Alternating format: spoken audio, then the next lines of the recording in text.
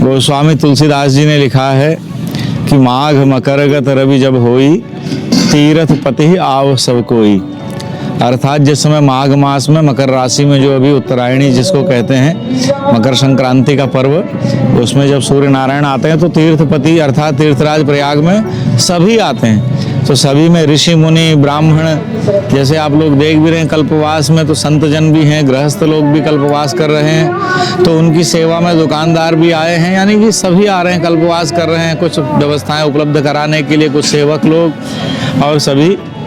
तो कब से यहाँ कल्पवास लगता है इसकी कोई गणना तो है नहीं। कहा जाता है कि ब्रह्मा जी ने प्रथम यज्ञ इस भूमि में किया, इसलिए प्रयाग इसका नाम पड़ा है। प्रयागराज, जहाँ नदियां केवल मिलती नहीं बल्कि सभ्यता की स्मृति को जागृत करती है।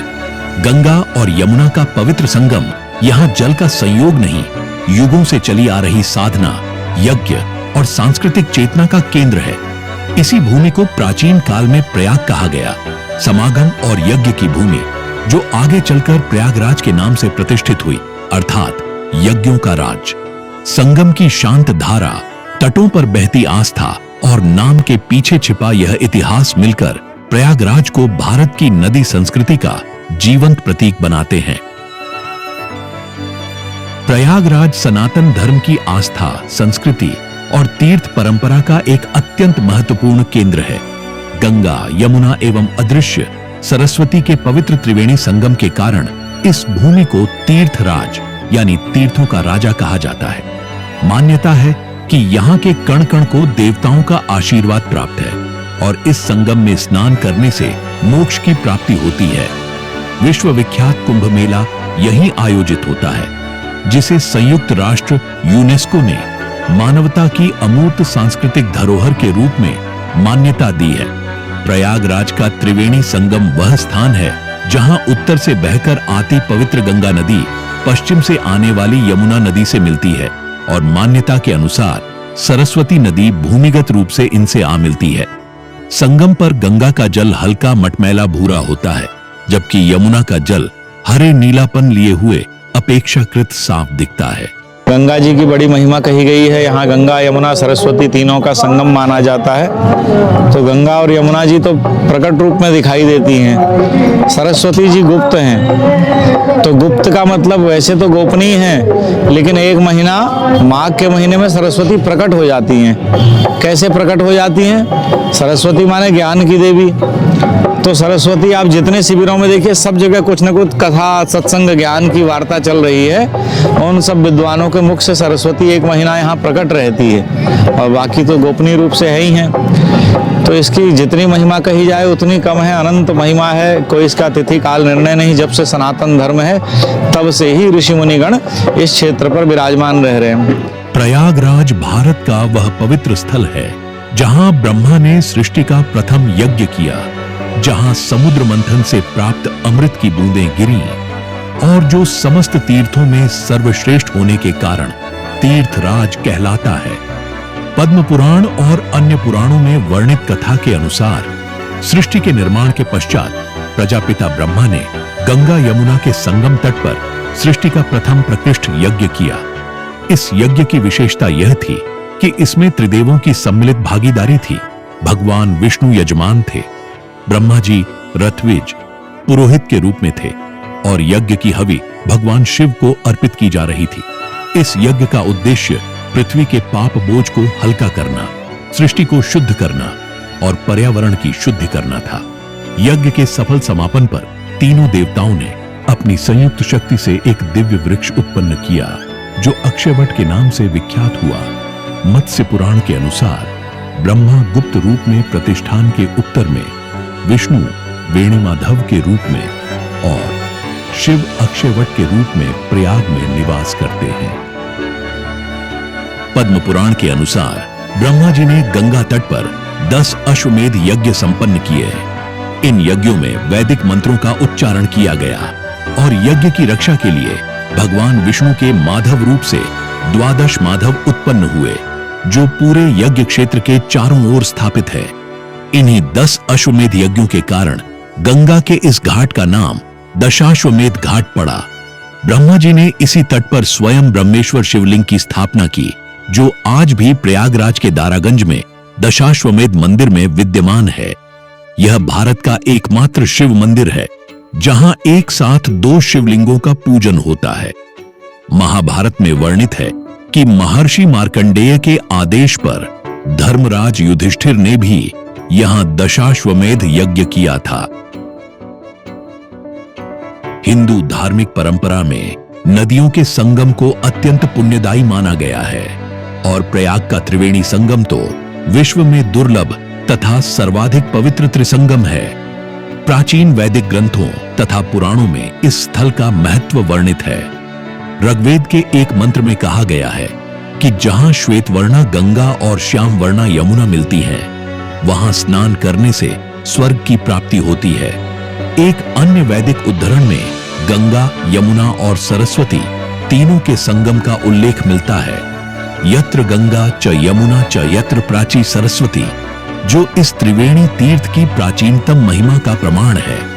महाकवि कालिदास ने भी रघुवंश महाकाव्य में वर्णन किया है कि गंगा यमुना की सिद्ध एवं असिद्ध धाराओं के संगम में स्नान करने से सामान्य व्यक्ति भी सांसारिक बंधनों से मुक्त हो जाता है। मत्स्य पुराण में प्रयाग महात्म्य का विस्तृत वर्णन है। इसके अनुसार प्रयाग प्रजापति का क्षेत्र है और कल्प के अंत में जब रुद्र विश्व का नाश कर देते हैं, उस समय भी प्रयाग का नाश नहीं होता। मत्स्य पुराण में कहा गया है कि प्रयाग का विस्तार परिधि में 5 योजन है और जैसे ही कोई उस भूमिखंड में प्रविष्ट होता है, उसके प्रत्येक पद पर अश्वमेध का फल प्राप्त होता है। पद्म पुराण में ब्रह्मकुंड का वर्णन है और प्रयाग की तुलना इस प्रकार की गई है, जिस तरह से चंद्रमा के बीच सूर्य और तारों के बीच चंद्रमा है, वैसे ही सभी तीर्थ स्थलों में सबसे श्रेष्ठ प्रयाग है। महाभारत वन पर्व में स्पष्ट उल्लेख है कि सभी जीवों के आधीश ब्रह्मा ने यहाँ प्राचीन काल में यज्ञ किया था और इसी से यज धातु से प्रयाग बना। संगम स्नान के महत्व पर महाभारत का प्रसिद्ध श्लोक है, गंगा यमुनोर्मध्ये स्नाति यह संगमे नरः दशाश्वमेधनाप्नोति कुलम चैव समुद्रेत। अर्थ, गंगा यमुना के मध्य संगम में जो मनुष्य स्नान करता है, उसे 10 अश्वमेध यज्ञों का फल मिलता है और वह अपने कुल का उद्धार करता है।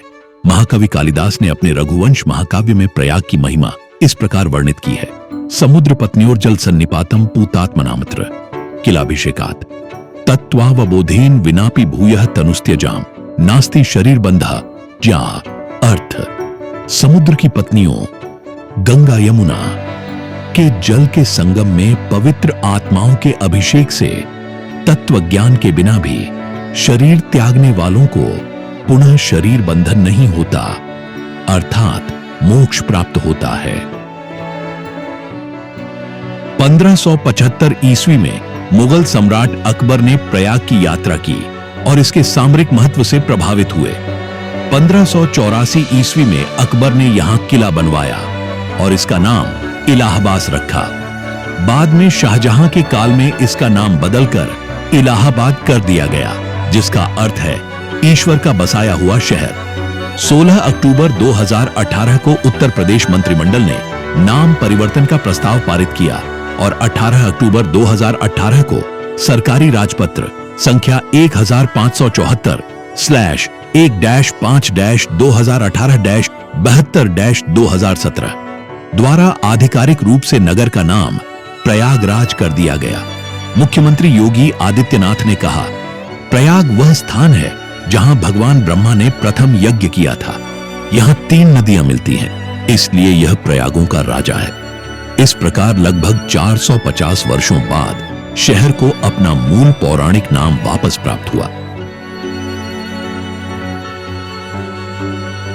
महाकुंभ की पौराणिक उत्पत्ति समुद्र मंथन की कथा से जुड़ी है, जो भागवत पुराण अष्टम स्कंद अध्याय 6 से 12, विष्णु पुराण और महाभारत आदि पर्व में विस्तार से वर्णित है। श्री सुखदेव जी ने राजा परीक्षित को यह कथा सुनाई। एक बार महर्षि दुर्वासा कैलाश जाते समय देवराज इंद्र से मिले और उन्हें एक दिव्य पारिजात पुष्पमाला भेंट की। इंद्र ने अहंकारवश उस माला को अपने ऐरावत हाथी के मस्तक पर रख दिया जिसने उसे पैरों से कुचल दिया। इस अपमान से क्रुद्ध होकर महर्षि दुर्वासा ने इंद्र को श्रीहीन होने का शाप दे दिया। परिणाम स्वरूप देवता शक्तिहीन हो गए, लक्ष्मी स्वर्गलोक छोड़कर चली गई और असुर राज बलि ने स्वर्ग पर अधिकार कर लिया। भगवान विष्णु का परामर्श, सभी देवता ब्रह्मा जी के साथ भगवान विष्णु के पास पहुंचे। भगवान विष्णु ने कहा, इस समय संकट काल है, तुम असुरों से मित्रता कर लो और क्षीर सागर को मथकर उसमें से अमृत निकालकर पान कर लो। अमृत पीकर तुम अमर हो जाओगे।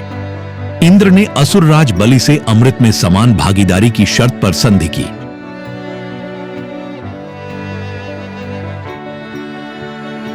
मंथन की प्रक्रिया मंदराचल पर्वत को मथानी के रूप में और नागराज वासुकी को रस्सी नेति के रूप में प्रयोग किया गया।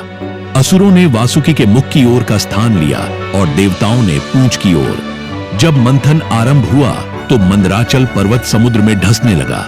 तब भगवान विष्णु ने कूर्म कच्छप अवतार धारण किया और 1,00,000 योजन चौड़ी अपनी पीठ पर मंदराचल पर्वत को धारण कर उसका आधार बन गए। भागवत पुराण में इसका वर्णन है। ते नागराज मामंत्र्य फल भागेन वासुकिम परिवीय गिरो तस्मिन नेत्रमधिन मुदान्विता। अर्थ, देवताओं और दैत्यों ने नागराज वासुकी को फल का भाग देने का वचन देकर बुलाया। उसे मंदराचल पर्वत पर रस्सी की तरह लपेटकर आनंदित होकर अमृत प्राप्ति के लिए समुद्र मंथन आरंभ किया। मंथन से निकले 14 रत्न, समुद्र मंथन से 14 रत्न प्रकट हुए, जिनका वर्णन इस संस्कृत श्लोक में है। लक्ष्मी कौस्तुभ पारिजातक सुरा धन्वंतरिश चंद्रमा गावः कामदुहा सुरेश्वर गजो रंभादि देवांगना अश्वः सप्तमुखो विषम हरिधनु शंखो मृतम चांबुद्धे रत्नानीह 14 प्रतिदिनम कुर्यात सदा मंगलम। इन रत्नों में सबसे पहले हलाहल कालकूट विष निकला, जिसकी ज्वाला से सभी जलने लगे। भगवान शिव ने उस विष को पीकर अपने कंठ में धारण कर लिया, जिससे उनका कंठ नीला हो गया और वे नीलकंठ कहलाए। अंत में भगवान धन्वंतरी अपने हाथों में अमृत कलश लेकर प्रकट हुए।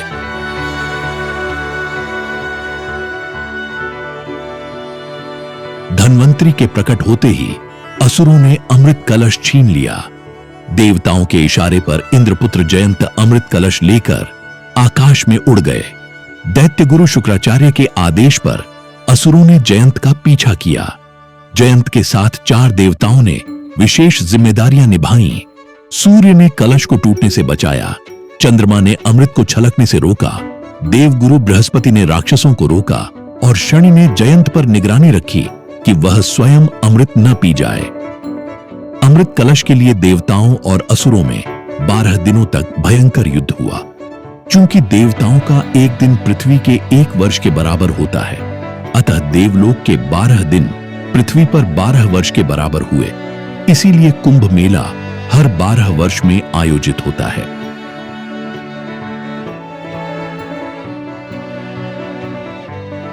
इस बीच भगवान विष्णु ने मोहिनी अवतार धारण कर असुरों को मोहित किया और सारा अमृत देवताओं को पिला दिया।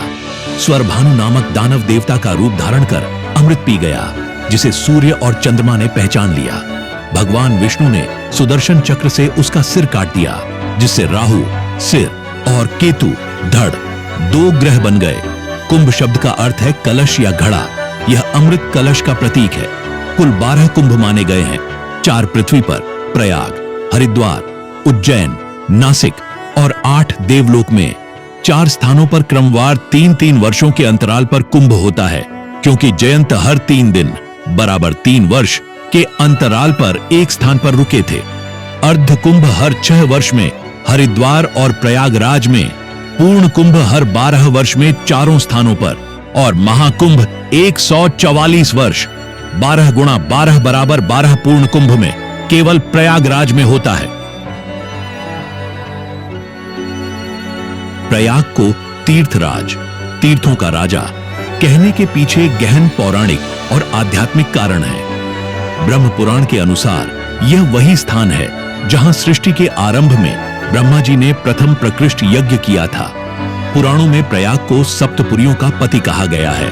अयोध्या, मथुरा, मायापुरी, हरिद्वार, काशी, कांची, अवंतिका, उज्जैन और द्वारकापुरी, ये 7 मोक्षदायी पुरियां प्रयाग की रानियां मानी जाती हैं। इन्हें मोक्ष देने का अधिकार स्वयं तीर्थराज प्रयाग ने दिया है। मुक्तिदाने नियुक्ता। स्वर्ग, मृत्यु और पाताल लोकों में कुल 30.5 करोड़ तीर्थ है। इन सभी का राजा प्रयाग है, जो भुक्ति, भोग और मुक्ति, मोक्ष दोनों प्रदान करता है। ब्रह्म वैवर्त पुराण में स्पष्ट उल्लेख है, प्रयाग में प्रवेश मात्र से ही समस्त पाप कर्म का नाश हो जाता है। मुझे भी यहाँ आते हुए लगभग ये 19वां वर्ष है। कल्पवास हर वर्ष नहीं किया है, कुछ बीच में छूट गए, कभी कथा कार्यक्रम या और प्रोग्राम होते हैं, तो करीब 9 या 10 हमारे कल्पवास हमारे भी हो गए हैं, जो पूर्ण 1-1 मास के। कभी कभी बीच में जाना पड़ा है। वैसे 19वां ये वर्ष है हमारा माघ मास में आते हुए।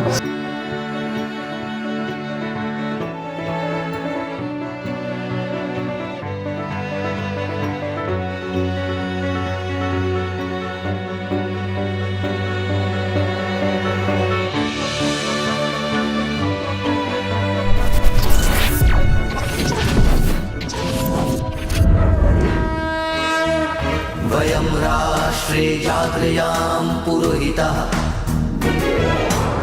हम राष्ट्र आराधक भारतवर्ष को जागृत और जीवंत बनाएं। युग युगीन भारत के कालजयी महानायकों की तेजस्विता की गौरव गाथा